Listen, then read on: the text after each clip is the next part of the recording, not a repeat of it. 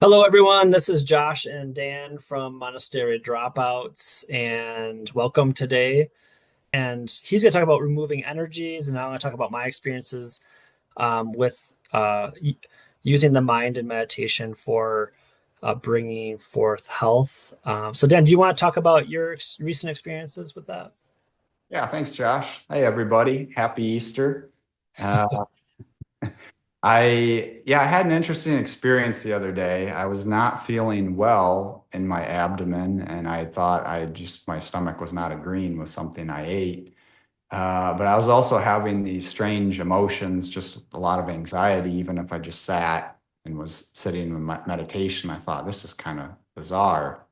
So I tuned into the sensation in my gut, the sick feeling. And I put my hand on my abdomen and tried to tune into that energy. And uh, after just a few seconds, I saw like a green color energy and I saw a face.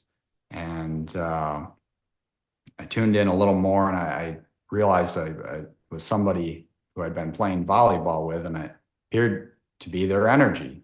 So I sent it away and I spent, maybe a minute just sending that energy away as much as I could.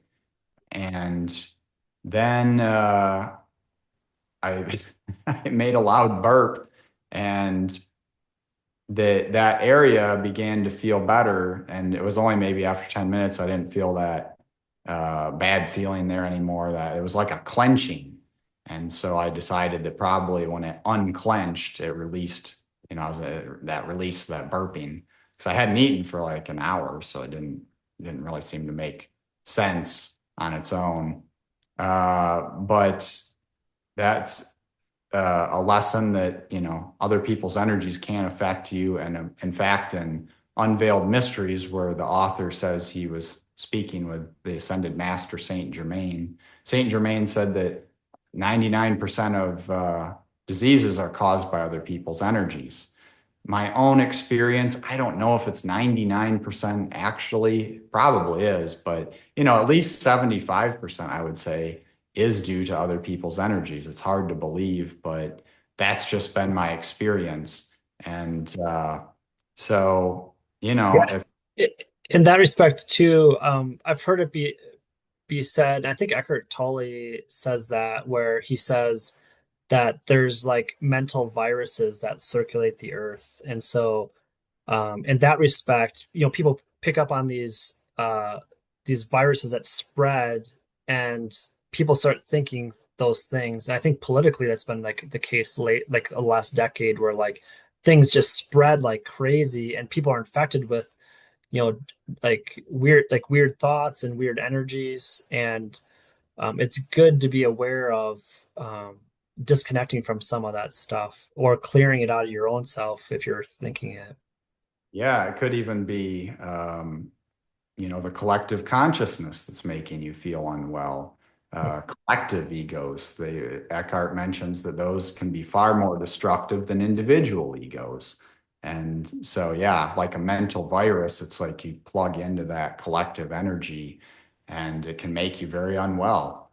Yeah. Um, Yeah, I think in that respect, like, and I think this, it's a lot. I think some people feel a lot of energies, and they can feel where they come from and things like that. And that's not really my experience. I my mind is slowed down enough, and the thoughts are slowed down enough that I can sense that something's there, mentally or physically. And then my experience is to just bring in the vibration that I want. And I think it's an important aspect of thinking about it in a collective consciousness or collective fields of energy, because if you're not feeling well, you can tap into, there's multiple fields that cross your body and your ego. And so you can tap into those higher fields if you've caught yourself sunken down lower in those lower fields. I think that it might be even easier than trying to like clear your thoughts or change your thoughts, just to feel those higher vibrations in the fields that are around us. So when we were talking about this earlier, I was I told a story about trying to kind of manifest energies of health. And when I was a monk in Burma like 25 years ago, about a week after I got to Burma, I must have picked up something and like a GI bug, and I was I was basically like really sick in my stomach, and I was having like liquid diarrhea. Like, sorry to anyone who gets like nauseous about that stuff, but it was just like continual, like it just didn't stop. And then like when it started, like an hour later, they're like, "All right, everybody, it's like it's time to get on the bus. We're gonna go on a 3 hour bus ride." And it's like an old bus in Burma, and there's no bathrooms, and there's no bathrooms along the way. Like the main highway in Burma is just like a 2 lane highway. Like that's like the biggest road. And so there was no stopping, and you couldn't even pull off because it was like the highway and then like a little ravine. So I basically in your robes you have no underwear or anything. It's just like if you go to the bathroom, like it's all over the place. And so at that time in my life, the only way I could not go to the bathroom was on the bus. I basically just kind of shut everything else out around me, and I just said, I just focused on my body and just said, "I am health," and I just said like, "I am health" over and over again. I would just feel the energy of health radiating inside me. So I'd just be like, "I am health, I am health, I am health," and it help my mind stay away from like how my body was feeling, and then I would feel the cramping and the pain go away, like if I did that for several minutes. And then immediately, like if I start like talking to someone, or if I start like focusing on like what was happening around in the bus, the cramping and like the sense that I had to go to the bathroom would happen again. And then so for hours I just sat there in meditations saying, "I am health, I am health." And like I was able, like it's like physically I'm like this, that was actually like a miracle. Like it was physically impossible. I can't even imagine someone holding in like that liquid diarrhea for that long. Um but we were talking about that earlier, and I was Dan kind of brought up the thought that if that happened now, I probably wouldn't necessarily need to focus my mind so sharply to help it affect my body. I probably would be able to tap into a field of energy that was health. Um, and I wouldn't have to keep saying it over and over and over as a mantra. I could probably just recognize the field of energy that's a health, that's a universal health all around us, and I would probably just meditate on that field.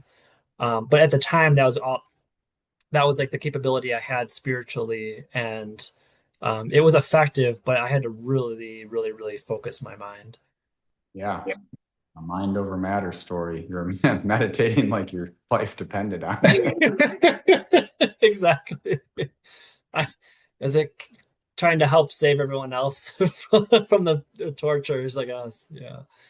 Yeah. And I had read autobiography of a yogi. I was reading a chapter about this tiger swami, a man who used to fight tigers. He had incredible strength, but then he had a terrible fight with a tiger where he almost died and had been prophesized by a saint. And then he devoted his life to God. Well, he met with Yogananda and he was telling Yogananda about how he gained his strength. He said he was rather frail when he was young, and Yogananda couldn't believe it, but he explained that he became very strong mostly by thinking thoughts of health and strength. And after reading that chapter, I'd read it several times over my life, and I never really, it was a fascinating story, but I didn't really understand how somebody could develop that way. But after reading it this last time a few days ago, I meditated a little and I could kind of sense like, oh, right, this life force in me, what they call prana, the Hindus, if you tap into that and you really wanted to just be strong, you could get very strong. And in fact, many yogis have had very great strength, including Paramahansa Yogananda. They don't use that strength to fight tigers typically, but but it's and they don't necessarily have big muscles. Yogananda wasn't a tremendous man, but people said his grip was like iron because it's just that prana flowing through his body. Yeah. So yeah, just kind Yeah. of And uh, I think those are good lessons in tapping into fields. And I think it's good to just be aware of those as a form of meditation and as you go through your day, like what fields are you tapping into? Um, and if you're born feeble or weak and you tap into those fields of strength and energy, over time that will just start to arise. It starts to arise and you start to magnetize that to you. right. Um, and I think there's a few fields in science that kind of show that. And one of them is psychoneuroimmunology, where they show that the things that happen in the brain start to affect the body. And so that's more of like a physical science-based look at that. I think we're talking about a wider field that we experience, that we tap into. Um, and it also it also works in manifestation in like the outside world. The fields that you're tapping into and the thoughts that you're tapping into start to create the things around you. But the thing that people don't talk about a lot, and like in science we kind of shrug it off, is the placebo effect. Hmm. And people will say like, oh, like this medication worked more than the placebo effect, and so we know it's effective. But the placebo effect, might be surprised to hear this, it works about like around depending on the study, like 30 to 40% of the time. And so that means that the mind get like, if you get a sugar pill thinking it's going to do something for your body, and it can be a wide range of things that it's helping. You get a sugar pill, your mind is effectively changing your body 30 to 40% of the time in most studies. And so to me it's astounding to me that science and medicine hasn't tried to tap into that more. They just kind of shrug it off as, oh, if it doesn't beat the placebo effect, it's not working. It's like, well, why aren't you looking into what you're focusing on in your mind, how it's affecting and changing the cells of your body?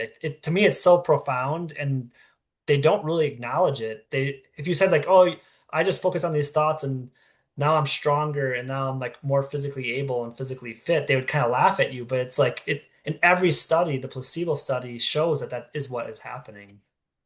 Yeah, I wonder if it would be useful to make a study where you determined how you could maximize the placebo effect so that I people, mean, yeah, and it's funny because I'll be talking to other providers like when I'm at work, and they're like, well, a provider will be like, well, you did that for them, but it's probably just placebo. And I'm like, I don't care what, like, my end goal is to help the patient. I right? don't care what helps them. I'm like, if it's the placebo and they think it's helping, Yeah. um, another interesting thing, I guess, since we're on that topic, they've done studies to show that the more that you are connected to your healthcare provider, so if you have a good rapport and you have a good relationship with your healthcare provider, if they give you directions, you are much more likely to get better than if you don't have a good connection with your healthcare provider. So like, and I think a lot of it has to do with trust. Like if the healthcare provider says like this will work for you and you trust them and you know them and you're connected, you will get healthier. So when I'm working and practicing, that's one of the main things I try to focus on is spending enough time building that connection because I know that they're more likely to get better because we have a connection. Huh, that's amazing. I had no idea that was the case. Yeah. Yeah, it's an interesting thing. And they've done a lot of studies on that, and it's like it's been shown true multiple times. Yeah. I think you were going to talk something about the ego and the presence. Did you want to talk about that? Yeah. Yeah. Maybe a week ago, I was not feeling so good, and then I decided to become present. And as soon as I became present in my body and just feeling my aura, feeling my body, feeling my life force, I felt really good, and it was almost instantaneous. I mean, it was really fast. And then I thought, okay, well, okay, so now I'm going to focus on what was making me feel bad again. And going back to it intentionally, I could keep distance from it. I could feel it without being consumed by it. So then I was like, okay. And it was fascinating because I thought, what is this energy making me feel bad? And what is this energy making me feel good? And the energy making me feel bad was clearly my ego. It was telling me things like, you're behind on your work. What are you doing with your life? How are you going to fix this in your house? This is going to cost a lot of things. I'm like, I don't need to be thinking about these things now. And why? What is this coming from? It was just my ego. It's just my ego saying, give me energy, give me energy. You have all these problems, focus on these problems. But then I would just become present, focus on my life force, my body. I feel great. And it became crystal clear that all my problems come from my ego. Yeah. And by, and I thought this could be a good exercise for people. If you're not feeling well, you're feeling anxious, and you realize like, oh, I'm not feeling good. Sit down, do some conscious breathing, become present. And once you start to feel good, start to feel relaxed, and go, okay, now where was that other energy I was feeling? And find it and keep a distance from it, but observe it. And then go back to observing just your presence and feel the difference. And my goal for having people do that would be for them to realize really clearly, because it helped me realize clearly, all my problems are really just from my ego. The other things happening, they may require action. Maybe my car broke down, so I got to do something, I got to pay something. But it's your mind that makes it a problem, constantly telling you, like, oh my gosh, it cost us so much money. We weren't really planning for that. And what if it breaks down again? Oh my gosh, it's just constantly sucking energy and attention from you.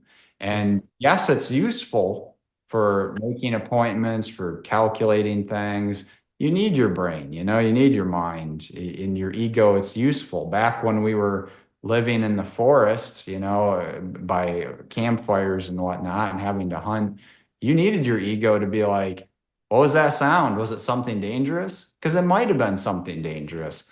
Guess what? Now, we live in these comfy homes. We sleep in a nice bed. We got door locks. We got car alarms. We live in a nice neighborhood. Really nothing to worry about. But your Yeah. mind was still just going like, wait, did I leave the stove on? Did I do this? Did I do that? Yeah, you probably need like 5% of like the emotions and the thoughts that you have. Yeah, And exactly. I mean, and it's another idea of tapping into those the thoughts that come up, those are just records that a lot of people cycle through. Like they're emotional records and thought records that we cycle through, and they're a lot of them are given to us by our past experiences and then our generational things that come from like our family and like our environment when we're younger. Um, and so being aware of, I mean, that is what the ego is, it's like if you can step outside that a little bit, you gain that space and that freedom.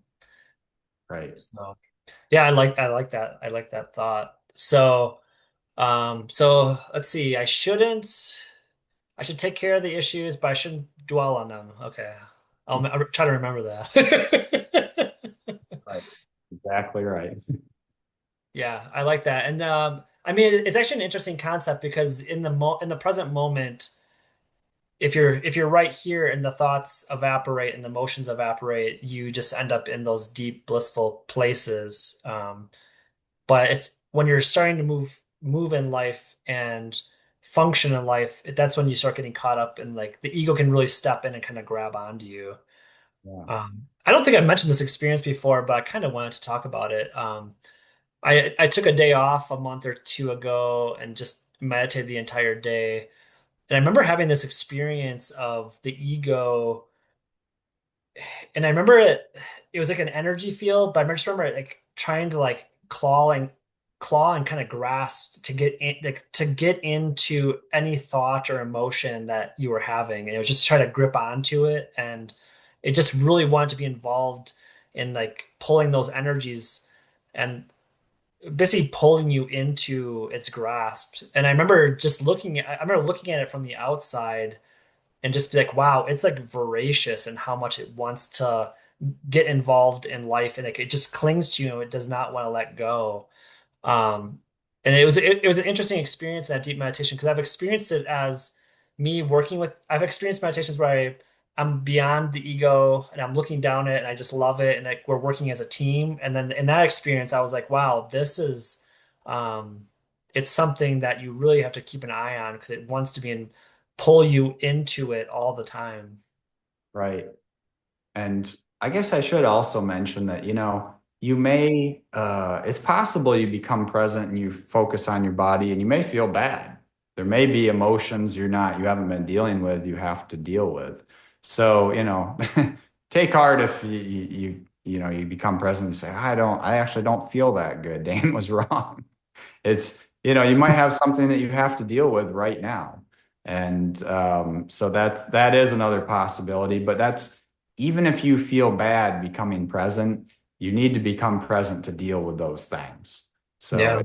it's not a bad thing either. What do you suggest for people that they're trying to meditate, they're trying to slow things down so they can watch their thoughts and emotions, but then they do feel bad. What do you have a suggestion for people in those and they're ch having a challenge with that?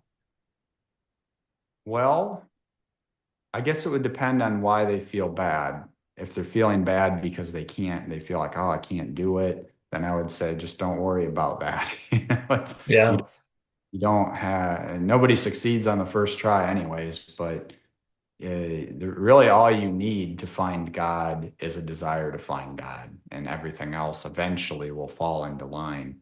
If they're feeling bad because of some other reason, like, oh my gosh, I'm still sad back when somebody close to me passed away, that's a different thing. You really have to sit with that and allow it to fully process. So, it would depend a little bit on why they felt Yeah. bad. in that. Yeah, and I've talked to people about this before, and I think I process things a little bit differently. And for some people, it may be helpful, and for some people, it may not. But I think in the deepest, darkest times in my life, when I feel a lot of negative emotions, um, the thought, the idea to me that we are here, we're divine beings, and we encompass the universe, and we've chosen to come into these bodies to experience life. And so if you if a person feels horrible, it's like like when I've felt horrible and I've had, periods of feeling down, really down, or like even like a lot of like crying and stuff like that. Deep inside me, I feel so thankful that I get to experience that as a human being. Because in those divine states, in those divine spheres, you don't get to experience those things. And so I try, I've basically try to tap into the divine consciousness of like loving and just like loving the experience of having those emotions and those things arise. Because if you're being overpowered by negative emotions, if you feel love and you are like, oh, I get to, as an eternal being, I get to experience this moment. That's what you're experiencing in that moment, and you can watch it and you don't have to judge it. And I feel like getting outside that judgment and getting outside of that, because the ego, if you feel negative, the ego likes to grasp onto that and be like, oh, woe is me, oh, I experience these horrible things. And if you just watch it and you're like, I get to experience these emotions, and this is what the body is going through right now, and you don't attach to it, there's a freedom there um that it's actually very beautiful. And I remember feeling horrible years ago when I got divorced. And I just remember being like, wow, this is like, I may never get to experience this horrible again. And so I'm like, I'm going to enjoy experiencing this right now. Oh, that's an interesting take on it. Yeah. Yeah. It was very magical, actually. Yeah. Uh, So, different people may have different ways of dealing with the lower emotions or lower yeah. states. Whatever, Yeah. whatever works for people, really. And if you're talking like, oh, I feel really bad, do what you have to do just to get out of that. Maybe it's not sit and meditate, maybe it's not sitting and meditating alone. Maybe you got to call your friend, you know. Yeah. Yeah, and But I think something else that can work too is moving the body because moving the body that releases the stress, and then you can do like movement meditations where you're watching the body move, and then the thoughts and emotions a lot of times will dissolve because you're watching the movements and stuff like that. So yeah, yeah, I just kind of realized that, Eckhart Tolle would mention, he's like, you know, initially when you're first trying to become present and become, work toward enlightenment on this path, um, when you face challenges, it's going to suck you into unconsciousness, right? yeah, And it may not actually be the time for you to sit and meditate. You may just be overwhelmed and you may feel worse and worse. But if with practice, so you practice more when you're feeling fine or neutral, do these practices, and then eventually when you feel bad, you will be able to go into once you become aware of it, like, oh, I'm feeling bad, you can then go into presence and you can get out of that state and view it uh, dispassionately, without yeah, uh, but you may have to do that work beforehand, like practice every week or every day, yeah, practice watching the present state versus what, your ego state. And then when yeah. challenges do come up, then you can free yourself from them. So, I think that's a good point. I think that's a good point because it's like with me in that moment, like when I got divorced, I'd been meditating for like 20, 25 years at that point. And so there's a lot of work that went into just being present and being able to watch from the outside a little bit and have some space. Because if you don't have any space from the emotions, um, you can get trapped in them. And we had talked about like the mind and the emotions being a maze, and you can go around in circles over and over and over again. And that's one way the ego kind of grabs onto you. And so I totally agree with that. Um, it may be challenging in that moment, but the more you practice, the freer you can get. yeah, yeah, Yeah. Well, that sounds good. I think we'll end it there. And thanks to everyone for joining us at Monastery Dropouts. And it's been fun talking, Dan. yeah. Thanks everybody for watching. Have a happy Easter. All right. Take care, everyone. Bye.